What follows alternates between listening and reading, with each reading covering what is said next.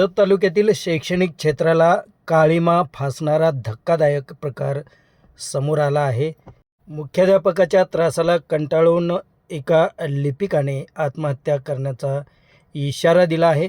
विशेष म्हणजे उच्च न्यायालय तसेच माध्यमिक शिक्षणाधिकारी यांनी आदेश देऊनही येथील श्री दत्त माध्यमिक विद्यालयाचे मुख्याध्यापक MA शेख यांच्याकडून सदरच्या तरुण लिपिकावर अन्याय होत आहे.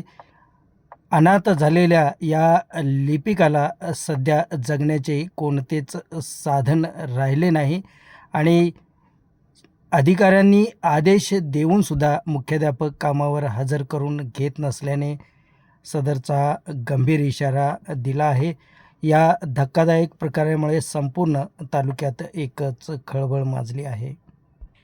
येथील श्री दत्त माध्यमिक व उच्च माध्यमिक विद्यालयामधील क्लार्क शुभम धनाजी चव्हाण याचे वडील धनाजी चव्हाण हे या विद्यालयामध्ये शिपाई पदावर कार्यरत असताना त्यांचा मृत्यू झाला आहे आणि शुभमला अनुकंपा तत्त्वावर या विद्यालयामध्ये लिपिक पदावर नियुक्त करण्यात आले आहे. उच्च न्यायालय तसेच माध्यमिक शिक्षणाधिकारी यांचा आदेश असतानाही शाळेचा मुख्याध्यापक MA शेख हे मुजोरी करीत असून सदर लिपिकास अत्यंत खालच्या दर्जाची वागणूक देत आहेत. त्याला चक्क टॉयलेट साफ करण्यास सांगितले जात आहे, तसेच सफाईची कामेही करण्यास सांगितले जात आहे. रोजचा नेमका प्रकार काय आहे ते शुभम याने स्वतः सांगितलं आहे. पाहूया. मी अनाथ आहे. 2020ला माझे वडील वारले व 2020 नंतर 2022ला माझी आई वारली.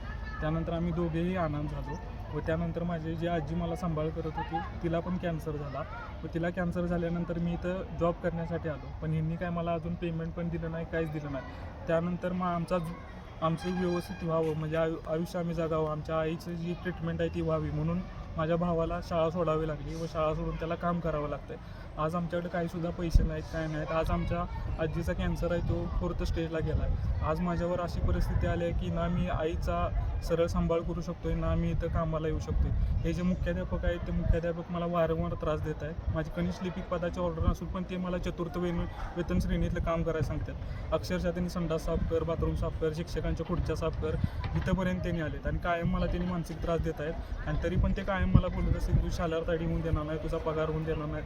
आणि आज मला नाही झाला असतो, आज आत्महत्या करण्याची वेळ आली. आज माझं नाव शुभम धनाजी चव्हाण आहे. माझे वडील श्री धनाजी आबासाव चव्हाण हे 2020ला ऑन ड्युटी असताना वारलेले होते. ही आमची शाळा आहे. ही शाळा माननीय कैलासवासी आमदार सिद्ध पाटील यांची ही शाळा आहे. ही दुसरी संस्था आहे सांगली जिल्हा शिक्षण विकास मंडळ यांची. आणि ही जतला माझी आई वारल्यानंतर संस्थेने मला इथं नियुक्त केलं 2022 साली. मग 2022 सालापासून ते आत्तापर्यंत मी इथं संस्थेत काम करतो आहे. आणि 2022ला आमचे जे सर लोखंडे सर होते मुख्याध्यापक, त्यांनी मला इथं हजर करून घेतलं, संस्थेनं हजर करून घेतलं. आणि सन 2024पर्यंत माझ्या मास्टरला सह्या होत्या. त्याच्यानंतर लोखंडे सर निवृत्त झाले. लोखंडे सर निवृत्त झाल्यानंतर जून 2024मध्ये माननीय शेख सर प्रभारी मुख्याध्यापक झाले. आणि प्रभारी मुख्याध्यापक झाल्यानंतर त्यांनी 20 जून 2024 रोजी माझ्या मास्टरवरच्या सह्या बंद केल्या व शाळेमध्ये मीटिंग सुरू असताना तू मास्टरवरती सही का केलीस म्हणून मला मारहाण केली.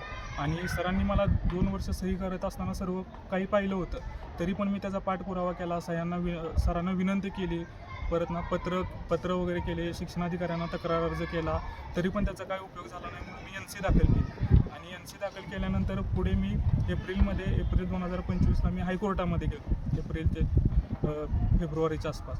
मग नोव्हेंबर 2026ला माझा हायकोर्टाचा निकाल लागला व हायकोर्टाचा निकाल लागल्यानंतर परत मी मुख्याध्यापकांच्याकडे आलो व माझ्या सह्या घेण्यासाठी त्यांना मी विनंती केली, अर्ज वगैरे केल्या, तरी पण त्यांनी पहिल्यांदा माझ्या विनंत्या अर्ज वगैरे ऐकल्या नाहीत.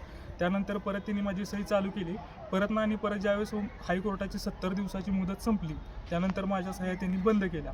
आणि सह्या बंद केल्यानंतर मी त्यांना विचारण्यासाठी गेलो की तुम्ही माझ्या सह्या का बंद केल्या. तर ते मला म्हणले की हायकोर्टानं आम्हाला सांगितलेलं की इन मीन टाईम असा 6व्या मुद्द्याचा जिक्र करून त्यांनी सांगितलं की तुझी फक्त आम्हाला 70 दिवसापुरती सही घ्यायला सांगितलेली आणि तिथनं पुढं मी काही सही घेणार नाही. मग ते म्हणले की मला तू शिक्षणाधिकाऱ्यांची ऑर्डर आम्हाला आणून दे, त्याच्यानंतर पुढं काय असेल ते बघतो. मग त्यानंतर मी त्यांना शिक्षणाधिकाऱ्यांची माझी कनिष्ठ लिपिक पदाची ऑर्डर आणून दिली. शिक्षणाधिकाऱ्यांची ऑर्डर आणून दिल्यानंतर पण ते मला म्हणतात की तू बायपोस्ट शिक्षणाधिकाऱ्यांची ऑर्डर आणून दे. मग मी त्यांना बायपोस्ट शिक्षणाधिकाऱ्यांची ऑर्डर आणून दिली आणि एवढं सगळं केल्यानंतर पण आज मला मुख्याध्यापक म्हणतात की मी तुला हजर करून घेणार नाही आणि हजर करून घेतलं तर मी तुला काम करून देणार नाही. मग त्यांना मी माझा रजा अर्ज देण्यासाठी गेलो होतो, कारण माझ्या आजी जी आहे ती कॅन्सरग्रस्त आहे. आज मी आणि माझा भाव आणि आजी आम्ही तिघंच परिवार आहे आमचा. आज माझ्या भावाचं शिक्षण सोडून आज मी त्याला बाहेर कामाला पाठवलं आहे. मी पण संध्याकाळचं कुठं ना कुठं तर काम करू आज आमचा रोजगार चालू आहे. उद्या जर माझ्या आईला काय झालं तर ह्याला जबाबदार माझे शिक्षक माझे मुख्याध्यापक राहणार आहेत का? मग त्यानंतर मी त्यांना विचारलं की बाबा माझी पूर्वीपासून तुम्ही सही घेणार आहे का नाही. तर ते म्हणतात की तू जरी शाळेत आलास नाही आलास तरी मी काय तुझी पूर्वीपासून सही घेणार नाही. जी सही तुझी बंद केलेली त्यांना काही घेणार नाही. त्यांनी माझ्या मस्टरवरती लाल शेरा मारून ठेवला आहे. आणि एवढं सगळं असून पण मुख्याध्यापक मला म्हणतात की आता तुला मी हजर करून घेणार नाही, तू न्यायालयाला फसवलंयस आणि न्यायालयाला फसवून तू ऑर्डर आणल्यास. मग मी त्यांना म्हणलं की मी तुम्हाला 8 महिन्याची वेळ दिलता, 8 महिन्याचा वेळ देऊन पण तुम्ही माझ्या कुठली पण नोटीस स्वीकारली नाही, काय नाही असं बोलल्यानंतर पण ते काय मला झुगारत नाहीत. आणि आज माझ्या वेळ अशी आली की आज मला आत्महत्या करण्याशिवाय पर्याय राहिलेला नाही. मग ह्याला जबाबदार कोण किंवा काय? आणि मी त्यांना माझा रजा अर्ज देण्यासाठी गेलो तर ते म्हणतात की तुझा रजा अर्ज मी कचराकुंडी टाकणार आहे वगैरे वगैरे मला त्रास देते ते. आणि आज माझी कनिष्ठ लिपिक पदाची ऑर्डर असून पण ते मला संडास साफ कर, बाथरूम साफ कर असं म्हणत आहे. माझा भाऊ पण माझ्याजवळ नाही, आज कोणच माझ्याजवळ नाही. आज मी पूर्ण अनाथ झालेलो आहे. अशा परिस्थितीत मला काय करायचं काय सुद्धा सुधारत नाही. तर याची दखल सर्वांनी घ्यावी व मला लवकरात लवकर न्याय मिळावा हीच नम्र विनंती.